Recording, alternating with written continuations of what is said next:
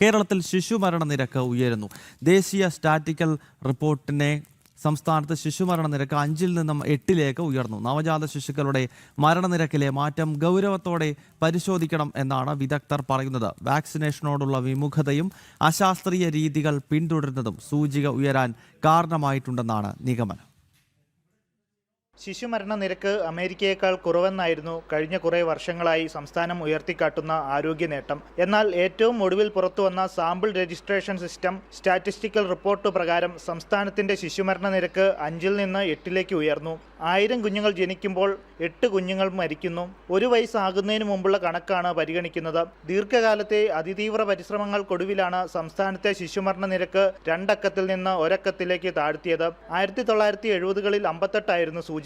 2010 മുതലുള്ള കാലയളവിൽ ദീർഘനാൾ 12-ൽ തന്നെ തുടർന്നു. കുഞ്ഞുങ്ങളുടെ പോഷകക്കുറവ് പരിഹരിക്കാനുള്ള ശ്രമം നടത്തി. ഒടുവിൽ 2018-ൽ എക്കാലത്തെയും കുറഞ്ഞ ശിശുമരണ നിരക്കായ 5-ലെത്തിച്ചു.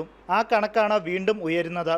മറ്റ് സംസ്ഥാനങ്ങളെക്കാളും കേരളം മെച്ചപ്പെട്ടതാണെങ്കിലും ശിശുമരണ നിരക്ക് ഉയരുന്നത് ഗൗരവത്തോടെ വിലയിരുത്തണമെന്ന് ആരോഗ്യ വിദഗ്ധർ മുന്നറിയിപ്പ് നൽകുന്നു. ജനിക്കുമ്പോൾ തന്നെ തൂക്കക്കുറവും ആരോഗ്യ പ്രശ്നങ്ങളുമുള്ള കുഞ്ഞുങ്ങളെ അതീവ ശ്രദ്ധയോടെ പരിചരിച്ചാണ് ആശുപത്രിയിൽ നിന്ന് വിടുന്നത്. അതുകൊണ്ട് പ്രസവ സമയത്തെ മരണം ഏറെക്കുറെ ഒഴിവാകുന്നു.